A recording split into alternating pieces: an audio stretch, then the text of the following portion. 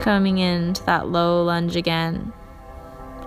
Bringing hands to the mat, beginning our rocking motion forward and back, our favorite motion for front splits. And slowly toe heeling the front foot out forward every time you move. This is my favorite technique for lowering into front splits. Continue to stretch the leg out a little further and a little further to find your edge. Eventually, the hips may come to the floor.